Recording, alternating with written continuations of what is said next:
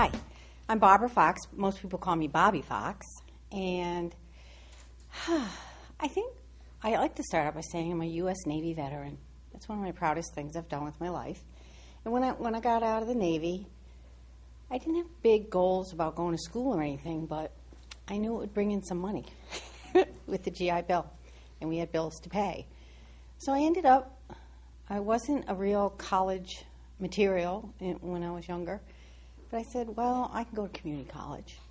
So I went to community colleges in Connecticut and ended up graduating from, at the time, Greater Hartford Community College, and then ended up going to Central Connecticut State University because at that time I found out we had tuition waiver for veterans. So I ended up going to school free and getting the GI Bill to help pay for the bills. And then I fell in love with learning. I fell in love with learning, and I didn't know that would happen. I was happy with that. And I found out that the VA system had to hire me as a work-study student. And so I ended up working at the VA in Newington, and I ended up in psychiatry. And psychology was my major, and I ended up at a teaching hospital. And they taught me while I was learning in school. I got to learn everything about counseling as I'm learning it. And I got to watch it. The docs there let me go in on sessions and watch and everything, group therapy. I ran research studies for them. It was like the best experience I ever could have had. And from that, rolled into jobs. I ended up working for the VA system for about 10 years. Okay. And I did a little private sector stuff and ended up leaving school, going back, and ended up with my master's in 1996. Okay. A little later in life for most folks. And then the year I graduated with my master's, I had a friend in the same class, and she was teaching here in Manchester in the drug and alcohol program. Oh. And that's how I got my first part-time job here. So you were teaching part-time first? Mm-hmm. Okay. And then when did you become full-time? What year was that? I taught from part-time 96 to 2002. Okay. And when you were full-time, were you full-time faculty? Were you coordinator of the program? How No. did that work? Yeah, I got hired directly as a coordinator Coordinator of the program. Okay. of the program. What was the hiring process like?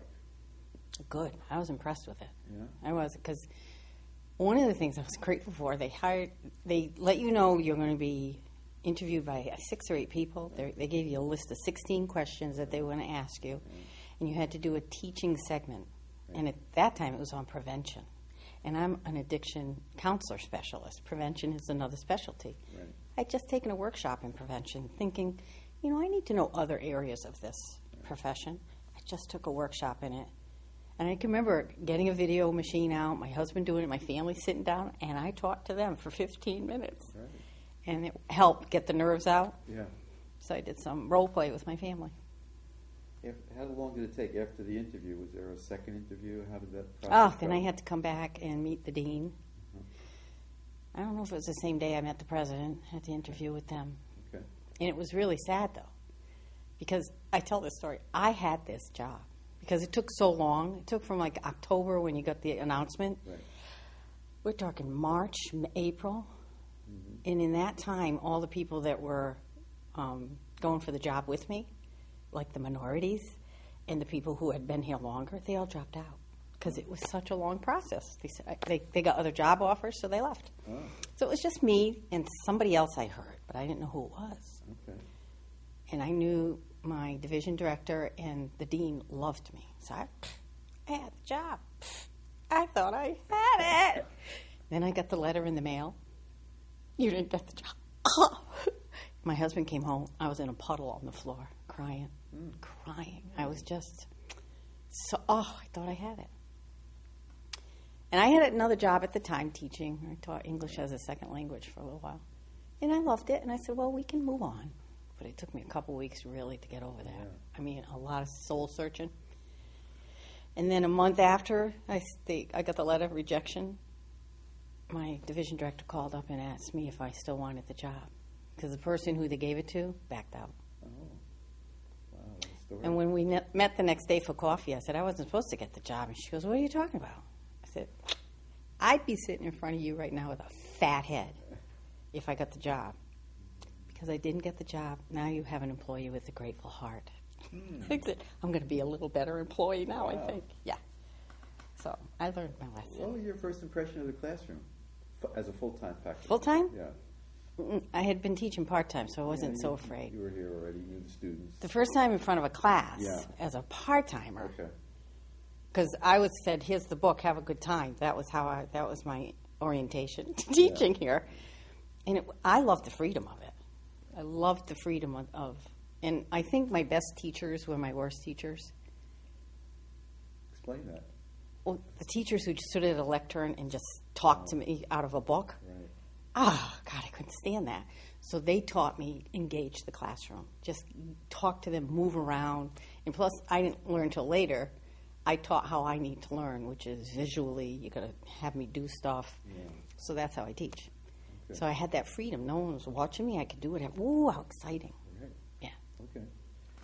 How about some early memories of, say, faculty meetings or staff meetings or faculty senate meetings? You really want me to go there? Yeah. Really? Yeah. Okay. It can be edited, right? I don't know if the word was asked, but appointed to the ATAC committee, Oh, right. Yeah. academic technology, something. Yes. I'm on it for 10 years. I still don't know what it means. But after being on it for a few meetings, I called it the attack meeting. Okay. And I didn't know the people. I didn't know them. But there was two gentlemen.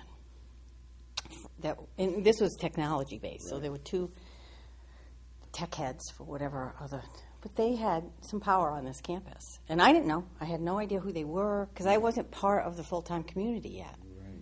Okay. I knew Okay. I was a part-timer, and I didn't even know part-timers except in my discipline. So I'm in these meetings. I'm going, what is going on here? And people would. And I'd go, and I'm a group therapist at heart, so I love the dynamic. I love to watch these dynamics. So I'm watching, I'm going, there's something wrong here. There is something going on. And then we had to go on a retreat for the ATAC committee, and I wasn't even sure what that meant. Okay, I'm on the committee, I'll go. Alfred Carter chaired this retreat, and I remember we had to break off into little groups and discuss stuff, and It people. was a full day of Oh. meetings, right? Yeah. And I didn't know what they were talking about because no one would tell me. So it's like, so they were in this little group and they started talking about the two men that seemed to have the issue. And they started talking. I said, excuse me. I said, when we talk about people who aren't in the room, that's called gossiping. And I don't like to be part of that. And they said, okay. And they got up and left and went and talked about it. And left me by myself. And I went, oh, that's how this is. Oh. Ooh, it was very, very weird. And then I found out later through, other meetings and lunches and those kind of things, what goes on? And then it all culminated that day in the academic senate, which I wasn't at. Oh. My mom got called to the hospital that day. She had fallen, and I had to go. But I knew it was going to happen, and I didn't participate in that one. All right. So that was interesting. Yeah. Mm-hmm. Any early features of how things were done around the college compared to how they are done today? Anything you see that? Well, I was thinking about this part, and I said I've only been under the auspices of two presidents, Right. and it's like night and day. Right. It's like night and day. It was like one president was very in charge and loved the role and wanted to be at the top of the pyramid, Right. whereas this other president we have now, it's linear. Right. It's not this, Right. and it's much more open. You just know what's going on now. Yeah. Where before you'd have to like with those two guys. I didn't know what was going on. Right. That would have been on the table. No one, that wouldn't have drug on and on like that. I don't think under this president. Right. How about your image of the college? You think it's changed since you first got here to today? Students, faculty, staff, the image that we portray to the community? No. No? Mm-mm. I was thinking about that coming over too. That I went to community colleges. I went to 4 in Connecticut, and this is the only one. And I never went here as a student though. Right. I never went here. I took one course just for my certification as a counselor. I had to take a drug and alcohol specific course. But the other ones I've gone to, I never felt like I was important. I was a student. I paid your way. Yeah. I bought your car. Yeah. You know, I think like that sometimes, you know. Yeah, your house payment's on me this month. And when I come here, it is so student-focused. Yeah. And both presidents, right. I think, that I've been under, demand that. Right. And I've told students that, you know, if the president walks by, or I'm talking to the president and I see a student walk by and they look like they're lost, I'll go, wait a minute, to the president right. and take care of the student. And I said, and the president would expect me to do that. Right. Both of them. Yeah. So, I mean, it's happened with both presidents with yeah. me. Yeah. So much more student-focused here Oh. compared to other. That's interesting. Any significant MCC moments that stand out to you? The only one I keep thinking about is the dedication of the Veterans Oasis Center Right. and the flagpoles. Right. That I've been part of that. That was a big project. Yeah. I can get teary-eyed on that one. Yeah. That when I hear those flags flipping and they snap on a windy day, I go, oh, I look up and I said, I'm part of that. Yeah. And I think how that's part of history. Right. I do. I think of those in those kind of terms. That I don't think of I did that. These veterans wanted it, and they don't know where to go, who to ask, what to do. And don't worry, I'll figure it out. And I didn't know who to ask, and I went, I did things wrong. Like I took there's a veterans office furniture thing in town run by veterans, Yeah. and they refurbish furniture from offices. And he wanted to donate the furniture to the Oasis. I said, come on, let's go. We looked at it. Okay, we'll take that. We ordered it, and they delivered. Oops. We're supposed to tell the foundation first. Oops. And I got a little spanked with that. But Yeah. they were okay with it, but I didn't know. But you have the furniture. I learned now. Yeah. I learned what to do. And everything went okay, you know. But I learned it's easier to ask forgiveness sometimes than permission. I don't know. If we'd have that furniture today, Right. we might be still working on it. Right. Can you share some, besides the furniture story, some funny experiences that you've had, either at meetings with faculty, staff, or in classroom situations? Oh, jeez. Yeah. Well, I think one of the biggest honors I got, I don't know if it came from you either. I'm not sure, Andy, if it was you or it might have been your buddy, John? John. You invited me to be part of the comedy troupe here on campus. John and I, yeah. I went home that night. I said, I got Teacher of the Year. I don't care. Take those plaques. I don't care. They asked me to be on the comedy troupe. I was like, I was. It was the biggest honor. You have no idea. Because before teaching, comedy was something I was going into. I had done improv classes and all that kind of stuff. Really? And one night it hit me. I have to work nights, weekends, smoke-filled at that time. Oh, right. And I'd have to travel. Right. And I have to work with drunks. Right. I already work with Hecklers, drunks. I hecklers. already work with the drunks. Yeah. I don't want to work with them live. Yeah. I went, I don't want to do that kind of work. Yeah. But I wanted to perform. Right. I knew that was part of. Right. And that was interesting because I learned that through Ron Clinton. After I got my degree, Yeah. I needed some counseling about career stuff, Yeah. and somebody said, go see Ron Clinton. Wow, that's great, yeah. He said, you belong on a stage. Wow. And the stage is my classroom. Yeah, that's It good. is. And he says the nice part is you get to direct, produce, write, and perform. You get to do it all. Right? He was so right about that. I'm so at home in a classroom. Yeah, that's great to hear. Mm-hmm. One of the things we've heard is the atmosphere on campus as regarding your colleagues and whether it's faculty or staff or administration. Mm-hmm. Do you have that same sense of this place, that there's a certain spirit here and togetherness? Did you experience that? I think that's what I like about this place. Yeah. And I didn't realize it until somebody said it one day. And when I was at school at Central, the psych department was all on one floor. Right. The English department was all on another floor. Right. And on my floor, we have psych, we have early childhood, we have Soc, we have English, just on my little floor, and the secretaries, you know, and everybody has to come down to their mailboxes on that floor. So Right. you meet people from all disciplines. Yeah. We're not like in our little cliques. Right. And I go to lunch. I think another high point of my time here at MCC is my membership on the Women's Caucus. that I have bonded with so many women on campus and got more women to join the caucus. Yeah. Because that was one of my little goals, because some women weren't coming Right. to our luncheons, especially the one at the end of the year. End of the year luncheon, right? And the one lady I asked in particular, I said, how come you don't come? And she goes, because it's turned into something silly. Oh. It used to be serious. I said, oh. So over the summer I thought about that, and I said, let's, have both sides. You can have both, that's right. Yeah. So now we have about 10 people on the caucus instead of 2. Right. Yeah. That's nice. So it's nice. And that lady, Yeah. she's on it.